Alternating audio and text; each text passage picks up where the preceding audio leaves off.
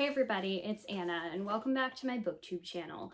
I am doing a bit of a late August reading vlog over here, and I'm going to start out with some updates on the books that I have read so far this month that I haven't covered in previous videos, like what I read for Disability Pride Month, because I already talked about those books. I've already read them. If you want to hear my thoughts about them, I will link the video somewhere. You can find it. I think it's like the one on my channel that I just posted most recently. So yeah, from here we'll just talk about some of the other books that I have read in the month of August and then kind of intersperse that with clips and other fun things. So the rest of August has unfortunately been kind of lackluster when it comes to reading books. I've read a lot of books that were like 3 stars, some that were even 2 stars. So let's start with one of the books that actually wasn't a 3 or 2 stars. I think I gave it 4. And that is Crip Negativity by J. Logan Smilgs. It's really more of a longer essay than a book. And it's basically about the experience of being a disabled person who does not feel good, happy feelings about being disabled or your disability or your body all of the time. Which I think if you are a disabled person, that's probably going to describe you quite a bit. It works as kind of this theoretical framework within the context of disability studies to talk about disability as an embodied experience of grief and not just pride and not just feeling like we are working towards this overall narrative of progress and accessibility for all, and that sometimes you just need to he says, like, access theft is a term where you kind of just need to take the access that you are denied, or where you necessarily don't feel great about every part of your disability. A lot of people who are disabled who have chronic pain, like me, would get rid of that chronic pain if we could.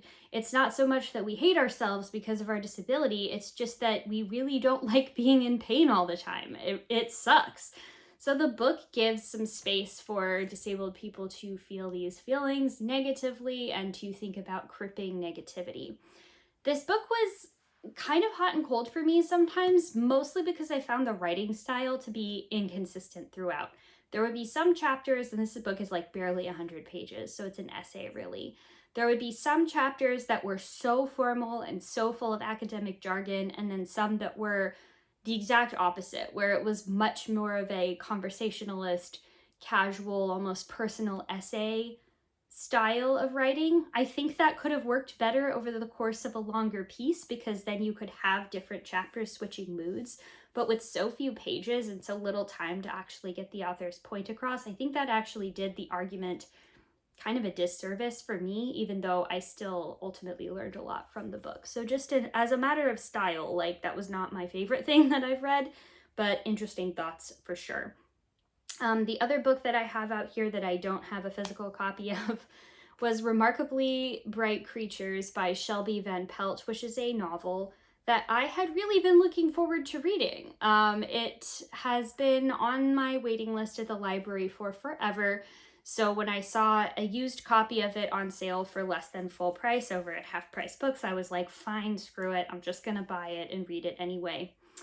And this book disappointed me so much. The whole reason why I wanted to read it is because, well, first of all, I was drawn to it because there's a bright orange Pacific octopus on the cover, and I was like, oh cool, what's this story about? It makes it seem like this story is going to focus a lot more on the octopus as a character than it really did.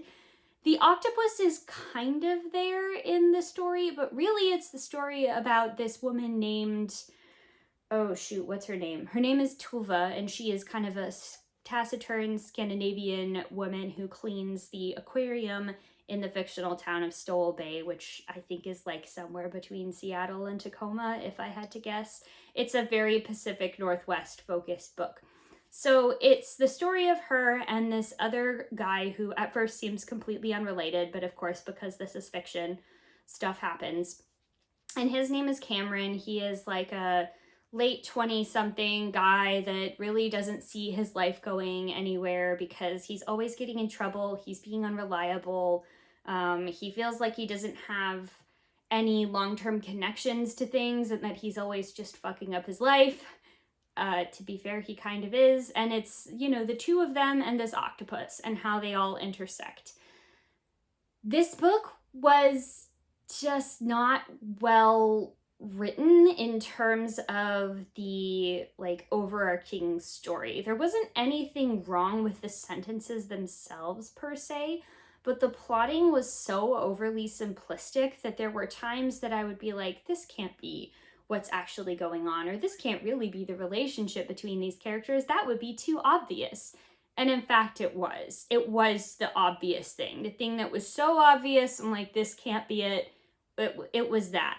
There was also hardly any octopus in it unless doing what I wanted to call Deus Ex Octopus, right? Anytime any of the characters have a problem that they come up against in this book that they can't like solve themselves, the octopus quite literally comes in as if by magic to solve the problem. Oh, somebody has gone missing. The octopus contrives to get the clue put in the way. Two people aren't talking to each other. The octopus is somehow causing a scene to get those people to interact with each other instead of ignore each other. And I was like, come on. I feel like there was a lot. I feel like the octopus as a character was so gimmicky, and I was really, really disappointed by that. You know, I guess it's also because it's difficult to do like animal characters well, but it's not that hard. And this book really just was a very debut novel that wasn't great. I'm sure that it's going to have pleased a lot of people. It was on some kind of like Good Morning America book club show or whatever. But honestly, like I was really disappointed by this book, and I think if you're gonna read a book club novel, you have a lot better picks. And then the other book that I don't have to hold up because it was an audiobook from the library was Forward, which is a memoir by Abby Wambach, who is a forward for the U.S. women's national soccer team. I've been kind of going through some of the books that my library has on women's soccer because we just wrapped up the Women's World Cup. And I have been, you know, if you follow me on Instagram or Twitter or any place like that, very, very excitedly following the World Cup. And this book was just okay. You know, it was very standard celebrity ghost written memoir. There wasn't anything particularly new or interesting that I learned from it. Abby Wambach does talk a lot about her own like experiences with addiction and mental illness in the book, so there is that. But between the like not super exciting writing and the fact that I just don't think I really got much else out of like learning about her tell the story of her life, it was fine. I gave it 3 stars. It was short, so you know I'm like not mad that I read it or anything. A book that I am kind of mad that I read though, and I knew what I was getting myself into because this is a reread and I've read it before, is A Court of Thorns and Roses by Sarah J. Maas. Now, because I wanted to be a drama queen and throw this grenade, my book club for romance was trying to figure out what book we were going to read for the next month. And because I already knew I hated this book, and I know it brings out a lot of polarizing opinions in people, I was like, I'm gonna vote for this one. This is the one that we should read. And sure enough, this already like brought out the controversial takes because I hated it. Another person has read it and loved it. Some people had like mixed feelings, and I basically picked this, like this got my vote for book club, and that's what we wound up choosing because I knew it would spark some good discussion. And that's mostly because this book is so bad. I had read this previously a couple years after it came out, back before Dick Soapgate and back before people realized this wasn't actually a YA series because there was more like sex on the page than typically is in YA. Back before I think a lot of the fae, YA, and new adult series really started taking off, like this, and then I think The Cruel Prince by Holly Black were sort of the cutting edge of that genre. And I hated it then. So I don't know why I thought this might be different. Maybe I thought it was because reading it a second time kind of ironically or something would make me just remember, you know, it's kind of funny to read or watch things that are so bad, they're good again. But this one is just bad. The writing is really, really awful. This is like the tail end and somehow also some of the worst books of, ooh, I'm a girl that has like special powers and there's nobody like me, but my only defining personality trait is that I have brown hair and no one understands me. And I'm just like, oh my God, give me a break. The internet has been over this book over and over again, so I don't have to like necessarily go through and tell you all of my thoughts about it unless you want me to do some sort of like salty book roast thing, which I don't know, maybe I will, but that'll have to be a different video, not just a reading vlog, otherwise it will be way too long. Yeah, this book sucks. I can't honestly recommend it. The writing is so simplistic. The plotting is very trite. The characters are all just super flat. It's all exposition. I mean, it is just, it's how not to write a book, the series. So yeah, after that stellar glowing recommendation of books that I was so excited to read, clearly, we have two books that I enjoyed more. Both of these I gave 3 stars. Not like the 3 stars this book is bad, but 3 stars I've read better kind of stuff. One of them is the other book that I bought at the bookstore, Carrie Soto is Back by Taylor Jenkins Reid, which follows the titular Carrie Soto as she makes her return from her retirement from professional tennis because a young up-and-coming tennis player has just tied her record for winning the most Grand Slams. So she wants to come out of retirement, give it one last shot, and yeah, basically like prove all of the naysayers wrong. And this book was also just fine. Honestly, what I think I need from Taylor Jenkins Reid's writing is for her novels to be adapted into television shows or movies. Because the story of this is pretty great. It's really compelling. It just doesn't read well as a novel. It's very cinematic in the way that it's written, and I could see this doing really well as a screenplay interpreted through some really awesome, like, sexy, charismatic actors. Like, in my mind, I have already cast Giancarlo Esposito as Carrie Soto's father, who is Javier Soto, a retired tennis player himself. And just, I don't know, like, her books, I think, work better kind of mediated through acting and not as well as novels. I felt the same way about Daisy Jones and the Six, and honestly, like, now that I think about it, The Seven Husbands of Evelyn Hugo, which has this very similar interview, you know, found footage, but if the footage were things like newspaper articles, TV interviews, diary entries, that sort of thing. And I know that Daisy Jones and the Six was made into a TV show. I've heard good things about it. I think I'll probably like that more than I liked the book. But as a novel, it isn't too much of a standout for me. There's a few too many descriptions that are very just overly simple of like what a person is wearing. One of the things that was also bizarre to me was that it seemed like the first page of each new chapter that was narrated from Carrie's point of view, its first person narration, was done without the use of contractions. And I'm not sure why, because it's not like Carrie, when she speaks with no contractions. She does sometimes, but in her sort of narrator internal monologue, she only used them, it seemed like, on pages that were not the first page of the chapter.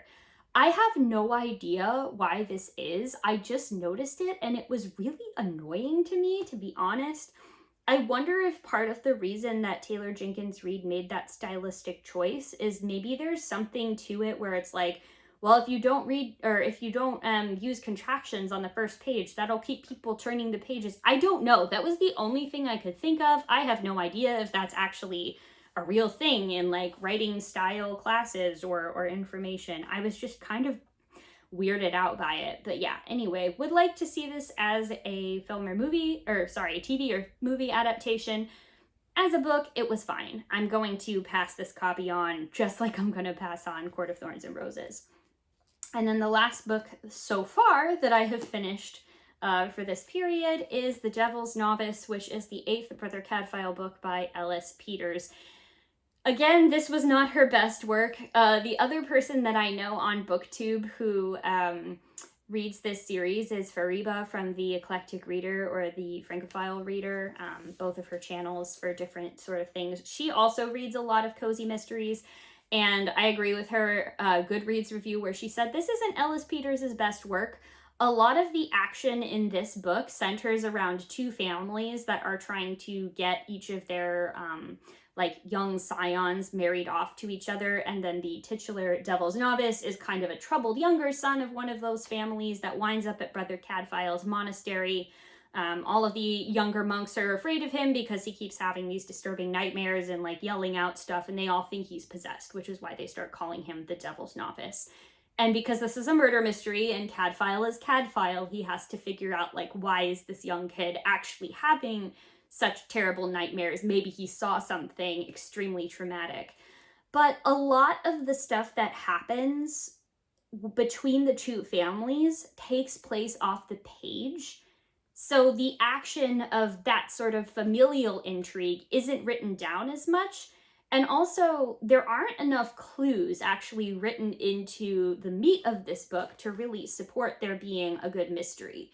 I think when you read a mystery, it's nice to at least think that you have a chance at figuring it out based off of the information that you have as the reader, even if you're only really able to put together all of that information successfully with hindsight. That's the sign that the mystery has been plotted really well. But where the like solution to the mystery doesn't really feel earned is if, you know, the final thing like just comes out of nowhere and isn't really supported by the clues or the hints that you're given, or if there just aren't any clues or hints really given. A lot of the solving of the mystery and the gathering of information really happened simultaneously in maybe the last like 50 pages of the book, and these books are not long. They're like 200, 250 pages, something like that. So there wasn't exactly enough lead time, I think, or clues interspersed throughout the book in order for it to support the mystery very well. So it was also fine. I gave it 3 stars. I think that, oh, excuse me, hiccups. I think that the next book, actually, in the series, I'm reading the 9th book now, which puts me at almost halfway through my reread of this entire series. There are 20 books. And to be honest, if the 8th book of the series is the weakest one so far, and I have given all of the others 4 stars or above, I'd say that's really great as a series. A lot of series really just decline in quality much quicker and much, you know, more acutely, I guess, as the series goes on. And this one, this was just not a great book, but the whole series overall has been awesome. Of course, I immediately went into reading book 9. I will be talking about that probably. I might finish it by the end of the month. I might not. We'll see. But if I do, or if I have thoughts that I want to share on it, you will see that in the rest of this vlog. So that's kind of your quick catch up on the stuff that I have been reading recently. Here's hoping that in the last week of August, well, you know, week and a half of August that we have, things get a little bit better in terms of the quality of the books I'm reading, you know? If not, that's okay, but I do like reading books that I'm super enjoying. So I will check in with you very shortly. It is morning. Oh, no, it's not. It's afternoon. I was in traffic for a long time. Just bear with me. I have driven a couple towns over to a new Barnes & Noble that I've actually never been to before. I wanted to check it out because I think that they have some soccer cards that I've gotten into collecting. I've gotten into collecting soccer cards for the National Women's Soccer League. And because it's a Barnes & Noble, we might just wind up going around and looking at and shopping for books. So come on with me and let's see what we can find.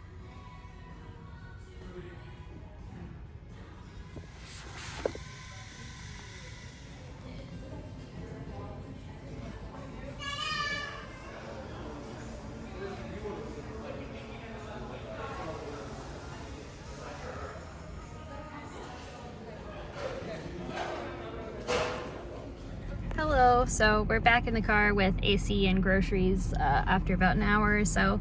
So I'm filming this inside the car so I can hopefully keep my groceries cool with the AC, but I did pick up 2 books and 2 hangers of soccer cards, which was very exciting. I got an awesome, shiny, rare Sophia Smith and Alex Morgan, so I count that very successful. And then I picked up 2 books.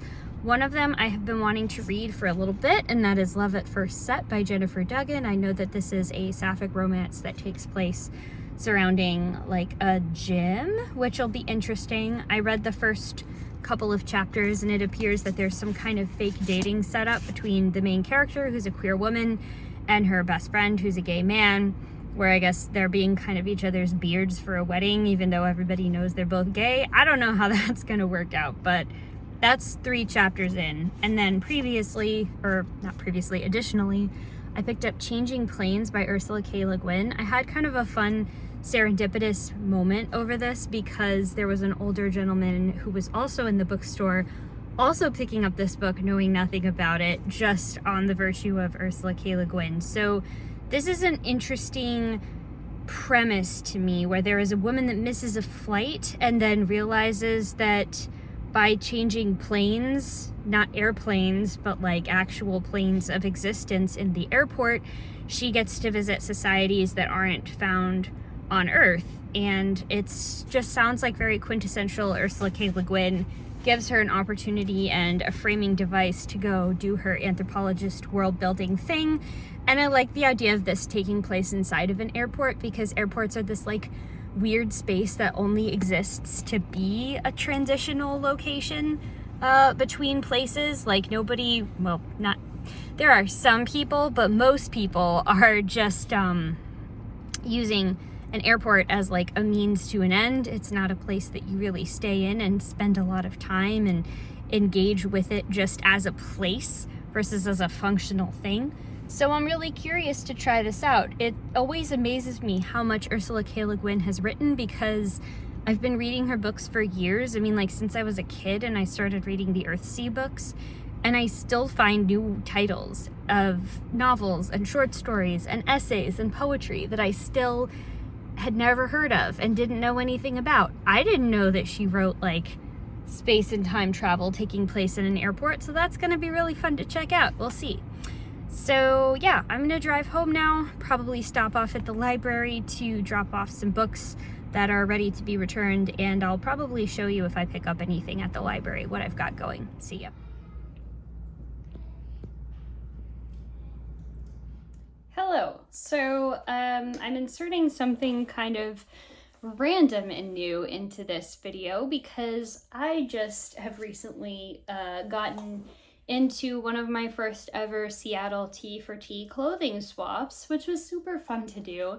It's kind of a nice thing under the like thrifting and reusable umbrella, which is a way that I try to buy a lot of my clothes anyway. So I just thought I would share with you some of the cool free items that I got at the Seattle Tea for Tea swap. So first up was this sports bra. I actually picked it up because I thought it was binder, and I've been looking for a new one of those because my old one doesn't fit me anymore. It's not a binder, but it is a nice like compressive racer back, so I think I'm gonna get a lot of use out of that. I also got, this was the kind of thing that, you know, I was going in not knowing what I would find, so being a little open to it, but also thinking about like what items I actually am looking for and what I want to use. And I have been looking for a sort of plain-ish, this is all wrinkled because I haven't washed it yet, but kind of a linen-y top. I can't tell just based off of this what the fabric is. It does not feel like linen. Oh, just kidding. It's a linen cotton blend. That'll show me. So yeah, this is definitely like a better quality shirt than you're gonna get in a lot of different places. And I got this for free in my size. Gonna be super fun to wear, especially to work when the weather gets a little bit cooler. In that same vein, I also fulfilled my short sleeve button down bisexual stereotype. It's a little hard to tell, but this is just like a white shirt with tiny little blue polka dots on it. Very much my style. And let's see, I got a legit pair of Levi's. They're just like these black denim trousers, which I have never had a pair of Levi's before. And I know they're like really well known for their craftsmanship. So that should be fun to check out. And then finally, oh, these are just some stickers that I got that are like here in the bottom. It's really cute. Seattle's LGBTQ Center, formerly Gay City, and they had this cute little genderqueer planet, so I had to pick those up for free. And then last but not least, this shirt, I plan to cut the sleeves off, and it says prison abolition is trans liberation, and it is a shirt from Trans Lifeline. So normally this bright yellow is not really my color. However, I think that once I cut the sleeves off, it's going to make a really nice tank top for the summer, you know, for doing athletic pursuits or sleeping or things where I don't necessarily care whether the yellow washes my skin tone out or not. So that was kind of random and kind of different. Let me know if you enjoyed hearing about this, and yeah, see you with the reading update. Hello, it's time for another reading update. Since we last checked in, I have finished 2 of the books that I was reading by the time I started this reading vlog. The first one was Vera Kelly Is Not a Mystery by Rosalie Knecht. This is the second book in a series. There was a very large gap of several years between the first and the second one, following Vera Kelly, who is a queer woman who works for the CIA and is kind of going around in the late 60s, early 70s, solving mysteries. I had really hoped that this book was going to be a little bit more of a mystery like the first book. It's more like a detective noir / spy story, but I didn't find it to be particularly like suspenseful, and there weren't a ton of clues or anything. Again, no plotting to support the mystery that was at the heart of the book, especially because the main character, like the main focus of her investigation is a missing teenage boy, and like we get chapters that are from his point of view. So like we know he's fine, like he's alive, he's just hiding. So I don't know, that kind of cut some of the tension for me. I know that there's a third book out as well. I don't know if I'm going to read it or not, to be honest. This one wasn't as good as the first one. And in my quest to just read mysteries that I enjoy, it seems like I'm being thwarted a lot in the month of August. So I'm going to try again with a different mystery, maybe different series by another author. And then I also finished reading The 2000s Made Me Gay by Grace Perry, which is an essay collection by a writer who used to write for Reductress and the other sort of like internet satirical type publications about growing up as a queer person in the early 2000s and the pop culture that quote unquote made her gay. This book was great. I laughed out loud at it at several points in time. I related a lot to the author's experiences as a queer person growing up around the same time. She's a few years older than I am, but we had very similar experiences with the same sets of pop culture. She was just a little bit older when a lot of that was going on for me. And I really think that the essays in this book grew in strength over the course of the book. As they became more personal and more related to the author's direct experiences, the writing became just a lot higher caliber. So for instance, the chapter that is on like Harry Potter and is Dumbledore gay was kind of lackluster to me. I was like, I don't know if I'm going to keep reading this book if this is the essay that it's going to be. But then she gets into things like the Taylor Swift fandom and Glee and just a bunch of other different aspects of pop culture from that time. And as it gets more personal, like I said, the quality of the writing increases quite a bit. So I really enjoyed this book, definitely going to keep it on my shelf. I really need to just make like a queer nonfiction shelf, which I have kind of done very haphazardly upstairs here, but never really finished.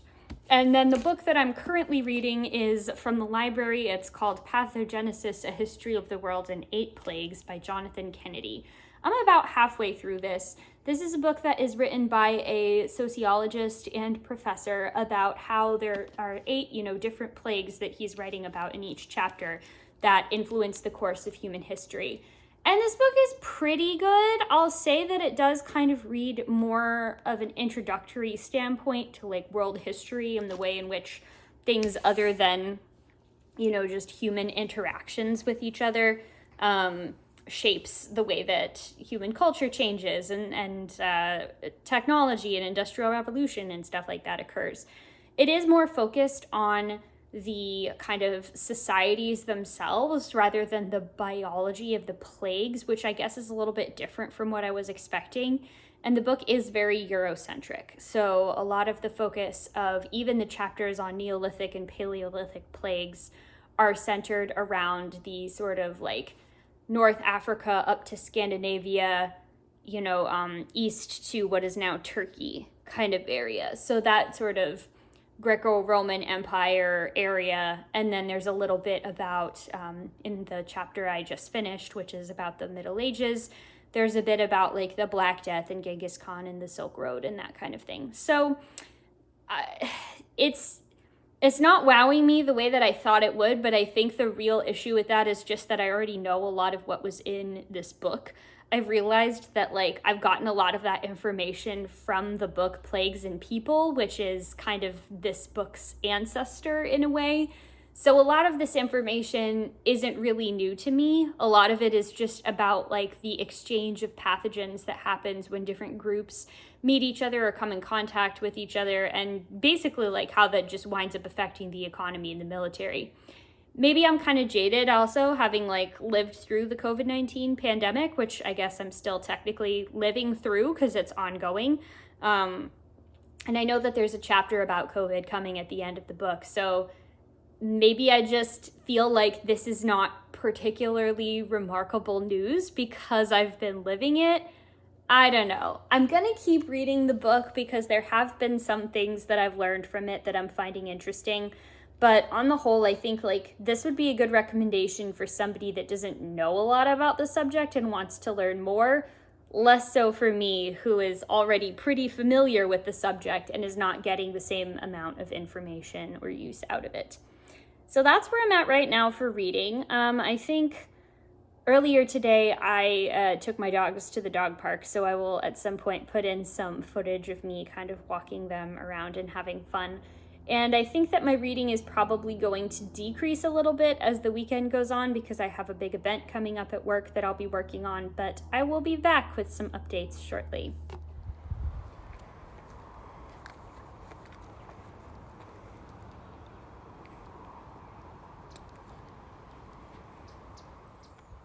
I've never known this dog to dig, and yet she's like building a little den.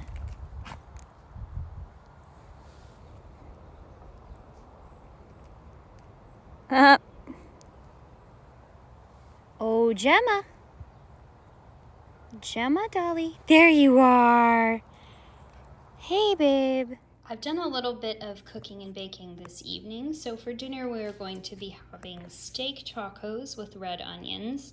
I don't put cilantro on these because I have the gene that makes cilantro taste like soap, which is incredibly unpleasant if you don't have that gene. But, you know, if you don't have that, you'd probably enjoy this with a little bit of cilantro added. And then I baked a somewhat literary food that I have made before. These are Sansa's lemon cakes. I can add the recipe into the description box of the video. But they're basically lemon cakes that are cooked in a muffin pan, and they have little candied lemon slices on the top. I also got a ton of apples, and then also crab apples. That's my composter. And then even more apples over here that I was gifted by some neighbors. I asked them, hey, do you want to have somebody just like make you apple butter? And all of the people that had fruit trees said, yes, please, thank you very much. So I have a bunch of different apples to make recipes with. Hey, everybody. I realized as I was going through a few of my other clips that I never actually ended my August reading vlog. So that's what I'm here to do right now. I've got kind of disarray mess behind me, so please ignore that. My life is just mirroring my mental state at the moment, which is trying to keep everything organized and all together. So I just wanted to go over the last book that I finished reading for the month of August, which was Love at First Set by Jennifer Duggan. And I really did have a good time with this book. I wouldn't say that it was like completely life-changing or earth-shattering or that it wowed me in any way, but it was a very cute little sweet sapphic romance about these two women who begin to fall in love over the shared experience of this gym and like fitness that is a big part of both of their lives. This book definitely like had some more of that, oh, the protagonist is such a hot mess, to the point where I was like, okay, this is starting to ring a little bit false, almost to the point that the person is telling us that they're such a hot mess to the point of like self-deprecation, where I can't really believe it or take that seriously. But I think that that might just be the author's writing style. I think that based off of what I know from her young adult books, that tends to be the way that she writes her protagonists, is they're very kind of snarky and sassy and always doing these like one-liners and basically trying to just not be the kind of girl that has it all together. So I appreciate that. It's just that I don't think the writing style of it was my favorite. But yeah, I enjoyed this book. I thought it was fun. I'll probably be passing it along like I do with a lot of my romance books to somebody that I think would like to read it, because I believe in paying it forward and sharing it. And with that, that's just about going to do it for my August reading vlog. So by the time you're watching this, I will have already started down the line for my September one. So if you would like to watch that, or you like what you see here, please do give my channel a subscribe, because that is the best way to get updated every time I post a new video. I don't know how reliable the YouTube algorithm is about actually like telling people when I've posted, but from what I know, this is probably the most consistent way for you to find out. I don't think I have anything else to add to this other than just thank you all so much for watching. It means the world to me, and I will see you in the next one. See you in September. Bye.